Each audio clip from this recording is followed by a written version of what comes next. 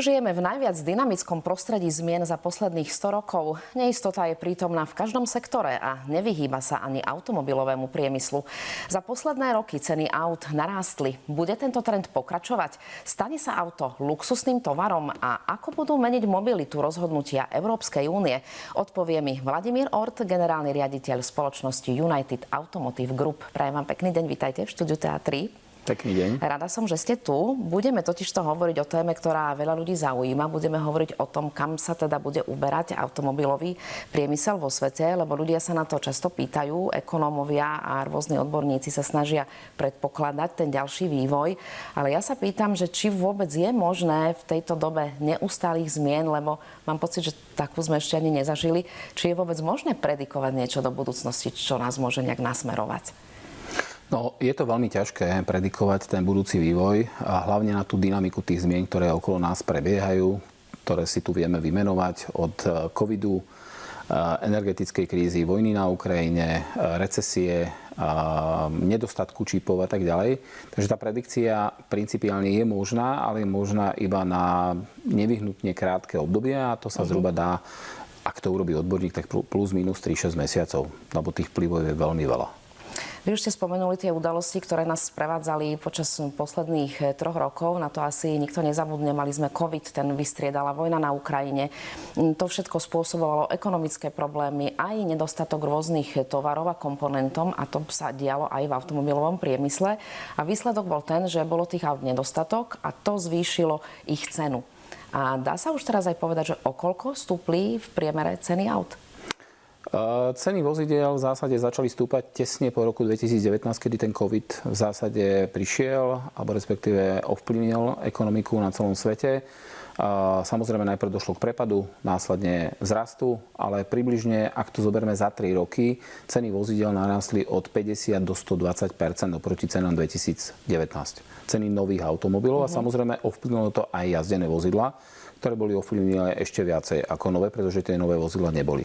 Áno, tak to je tá situácia, aká je teraz, ale poďme trošku sa aspoň pokúsiť pozrieť na to, že ako by to mohlo vyzerať v budúcnosti s tým, že sa pozrieme na tie udalosti, ktoré sa dejú práve teraz.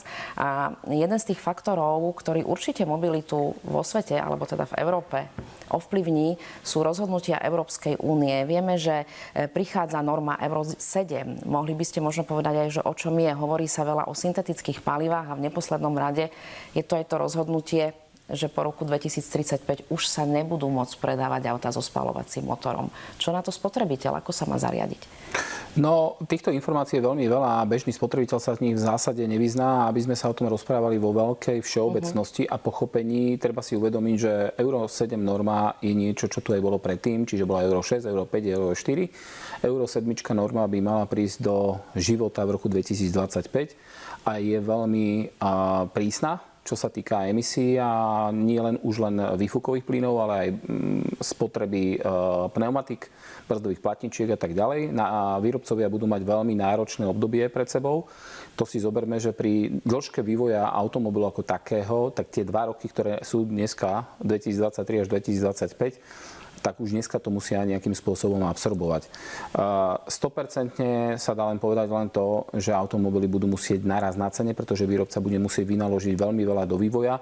Samozrejme do automobilu bude musieť inštalovať nové zariadenia a ten predpoklad tých cien v priemere, ktoré by mali narásť do roku 2025, je 15 až 20%. Čiže môžeme tu kľudne rátať, že každý rok tá cena automobilu práve kvôli norme Euro 7 by mala narásť v priemere minimálne o 7 až 10% ročne. Čiže ak dneska kúpime auto, tak o tie 2 roky to auto bude mať vyššiu cenu o 20%. Príklad, cena menšieho francúzskeho automobilu v roku 2019 14 000, dneska 24 000, v roku 2025 to auto bude stať okolo 30 000. Aha, čiže je to už istá vec v podstate, že auto sa stane luxusným tovarom v budúcnosti. Nikto o tom nehovorí, ale prakticky už sa to deje a samozrejme ľudia si postupne na to zvykajú a samozrejme podľa toho sa správajú v rámci svojich nákupných preferencií. A dalo by sa im niečo odporučiť? Napríklad, že či keď teraz niekto uvažuje o kúpe auta, tak má ho kúpiť, alebo radšej sa má postarať o to svoje staré, alebo čo má vlastne bežný človek urobiť? Toto je veľmi v zásade jednoduché. Keď niekto má dostatok kešu a ten keš má dneska v banke za 1, 2, 3%, čo banky v zásade nič veľké nedávajú, určite má zmysel si jedno z posledných aut, ktoré v zásade sa dneska vyrábajú, kúpiť si. Dokonca vzhľadom na recesiu a infláciu, ktorá sa tu momentálne hýbe, veľa ľudí sa zlaklo, čiže tie automobily v zásade v nejakých normálnych časových reláciách v súčasnosti 3-6 mesiacov sú dostupné. Takže určite odporúčam nakúpiť v prípade, že tie prostriedky má menšie, nemá dostatok. Určite by som išiel do jazdeného auta, málo jazdeného, nie veľa kilometrov. A v prípade samozrejme, že tie prostriedky nemá, tak zase odporúčam, v žiadnom prípade sa nedá dlžovať, pretože tá ekonomika naozaj bude nie v dobrej kondícii najbližšie 2 roky v súvislosti s viacerými udalosťami, ktoré sa okolo nás dneska dejú. No ale keď sa na to pozrieme viac rokov dopredu a uvažujeme teda o tom, ako sa bude vyvíjať mobilita, tak zdá sa teda v rámci tých smerníc a rozhodnutí Európskej únie, že vyzerá to tak, že každý, kto bude chcieť mať svoje vlastné vozidlo, si pravdepodobne bude musieť zabezpečiť elektromobil. Je to tak? Ja som to nestihol ešte celé dorozprávať, ale podstata je tá Euro 7 norma principiálne hovorí o tom, že tie auta budú drahšie. Druhá dôležitá vec je, ktorú si treba uvedomiť, že do roku 2025 v rámci elektromobility a v rámci nulových emisí, ktoré majú byť v roku 2035, lebo to je ďalšia záležitosť samozrejme, nulové emisie 2035, že v roku 2025 súčasné auta, ktoré dneska jazdia, budú mať nižšie emisie o 25%. Vyrábané auta. V roku 2027 musia byť o 50%. Ak si to predstavíme, o čom sa dneska bavíme, tak dneska možno 10% vozidel spĺňa o tom, o čom sa tu rozprávame. Takže je to nenormálne náročné, aby sa vôbec niečo takéto splnilo. Takže tu si treba hlavne uvedomiť to, že pravdepodobne Európska únia v tomto nepolaví, pretože my už sme nastavení. Automobilky sa rozhodli, že budú vyrábať tieto vozidlá a tie elektromobily budú jedinou voľbou, ktorú tu nejakým spôsobom máme. V súčasnosti máme v zásade ekologické autá hybridné, plug-in hybridné, čiže elektrický benzín, elektrický diesel a máme čisto elektrické. Samozrejme, tie elektrické auta majú veľmi veľa handicapov, ktoré nie každého vedia nejakým spôsobom naplniť v jeho požiadavkách na to vozidlo. Áno, to je už až na samostatnú tému, myslím, že teda ako je to s elektrickými vozidlami. No ale keď teda hovoríme o tom, že bude to jednoducho nevyhnutnosť kvôli rôznym smerniciam a pravidlám mať ten elektromobil, no ale vieme, že tie elektromobily sú drahé. Myslíte, že sa nejak zmení ich cena, keď už bude nevyhnutnosť ho mať? Už to budú vlastne jediné autá, ktoré sa budú dať kúpiť. A hovorilo sa aj kedysi, že keď už nebudú takou novinkou, tak začnú tieto ceny klesať. Tak čo si myslíte vy? Ja neviem, kto prichádza s týmito témami, že tie auta budú klesať. A musím povedať, že čítam veľmi veľa článkov, kde sa to píše. Zatiaľ som nevidel, že by niečo klesalo. A v podstate ten technologický rozvoj bude smerovať tomu, že ten vývoj niekto bude musieť zaplatiť a samozrejme spotrebiteľ. Ako v konečnom dôsledku verím tomu, že keď niečo vyrobíte veľa a bude to efektívnejšie, tak to bude lacnejšie, ale samozrejme ten vývoj ide extrémne dopredu a niekto ho musí zaplatiť.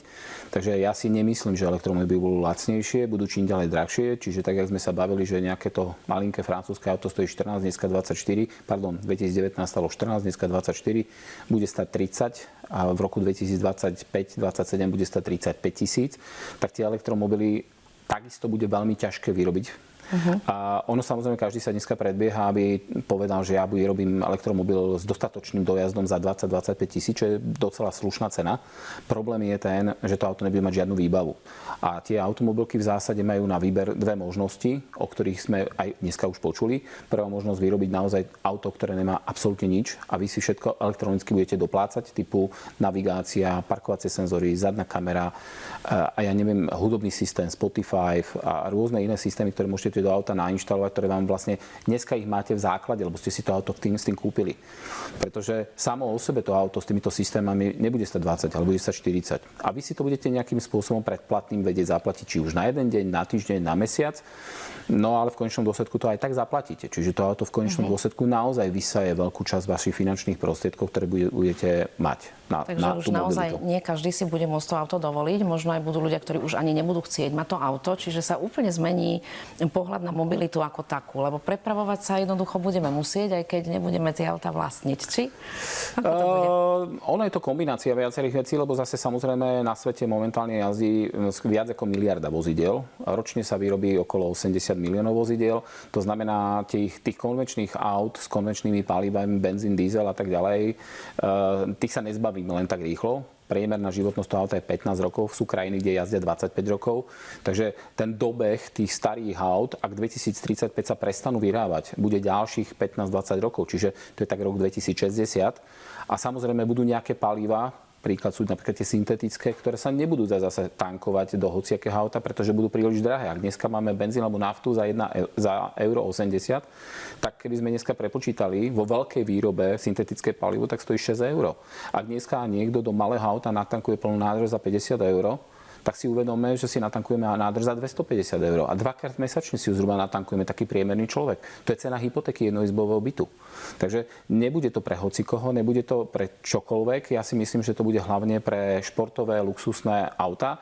Bude to určené pre lietadlá. Lietadlá dneska nevieme zabezpečiť baterkami, pretože to lietadlo by bolo príliš drahé. Takže není záchrana syntetické palivo pre bežné auto, ale záchrana sú v konečnom dôsledku tie elektromobily. No ale pravdou je, že popri všetkých týchto zmenách asi je nemožné, aby sa nezmenil vôbec ten trh s automobilmi ako taký, lebo vieme, že teraz máme naozaj veľa značiek, veľa výrobcov automobilov. Bude to takto aj v budúcnosti, alebo aj tam sa to bude meniť? Tu je jedna zaujímavá vec, ktorú spustila Tesla. V podstate sme tu v 4. mesiaci tohto roku a za posledné 3,5 mesiaca Tesla je automobilka, ktorá znížila ceny 6-krát na posledných 2 dní dozadu. A ak si tu naozaj nechceme navrávať nejaké nezmysly, tak principiálne začne tu zúriť cenová vojna v elektromobiloch. A čo bude znamenať samozrejme likvidáciu malých výrobcov. Naozaj budú mať veľmi ťažkú dobu pri všetkých týchto normách, o ktorých sa tu rozprávame. No a samozrejme ten spotrebiteľ len bude pozerať, že čo sa deje, pretože samozrejme, keď si kúpite auto a teraz si kúpite za nejakú cenu a náhodou to auto vám cenovo prepadne, tak v zásade ide to z vášho vačku, keď ho jedného dňa predávate, alebo jedného dňa to auto predávate, ak si ho kúpite. Vy hovoríte teda, že nastane nejaký boj o zákazníka na trhu medzi jednotlivými výrobcami elektromobilov. A ono je to teraz tak, že myslím, že cez 20 výrobcov elektromobilov je momentálne. Takže hovoríte, že zostane ich možno len pár, možno nejakých do 5? Pozrieme si jednu základnú vec. Elektromobil dneska vo veľkej väčšine vyrábané elektromobily, nehovoríme o luxusných autách, ktoré stoja 150-200 tisíc, ale bežný elektromobil, ktorý sa dá porovnať s bežným automobilom, je absolútne neutrálne, nesexy, neestetické auto, ktoré v podstate splne svoj účel, ale v zásade v tom aute sa necítite tak príjemné ako v tých konvenčných palivách, kde sa tí výrobcovia naozaj zamerali na krásu, komfort a tak ďalej. Ja by som to prirovnal možno toľkokrát opakovaným mobilným telefónom. Mobilné telefóny principiálne sú hlavne účelové zariadenia, ktoré niekto má rád strieborný, čierny, ale v zásade nič zvláštne na nich nie je. Dneska v mobiloch po tej veľkej cenovej vojne a technologickej v zásade ostali dvaja výrobcovia, ktorí ovládajú 54%. Je to Apple a Samsung. Ja som presvedčený, že keď tieto elektromobily prídu s týmito, naozaj tá cenová vojna nejakým spôsobom ďalej bude pokračovať, tak ten počet výrobcov sa výrazne zúži. Je možné, že budú existovať rôzne značky, ale vlastniť ju budú 2-3 výrobcovia a tí ostatní proste tento nerovný boj nedokážu zvládnuť. Pretože vyrábať elektromobil je, povedzme si, ten elektrický motor, ktorý je v tom aute, je veľmi podobný mixéru, veľmi podobný vrtačke. Nechcem povedať, že je to úplne to isté. To není klasický benzínový dieselový motor, ktorý má turbá, ktorý má výfukové systémy a neviem čo všetko ostatné, kde vývoj trvá strašne dlho. Tu je to oveľa jednoduchšie a v zásade to vie vyrábať ktokoľvek v konečnom dôsledku. Takže tam je to len už o masovej výrobe a ako náhle to masovo začne vyrábať, vtedy samozrejme im klesnú náklady. Tesla je na trhu 20 rokov. Všetci ostatní sa tým zaberajú posledných 5-6 rokov. Čiže má výrazne veľký náskok oproti ostatným. Tak uvidíme, zdá sa, že nás čakajú veľké zmeny v automobilovom priemysle. Ja vám v tejto chvíli ďakujem za rozhovor a za váš názor. Pekný deň ešte želám. Veľmi pekne ďakujem. Pekný deň prajem. Rozprávala som sa s Vladimírom Ortom, generálnym riaditeľom spoločnosti United Automotive Group a hovorili sme o automobilovom priemysle. Vám ďakujem za pozornosť a verím, že zostanete s televíziou Teatry.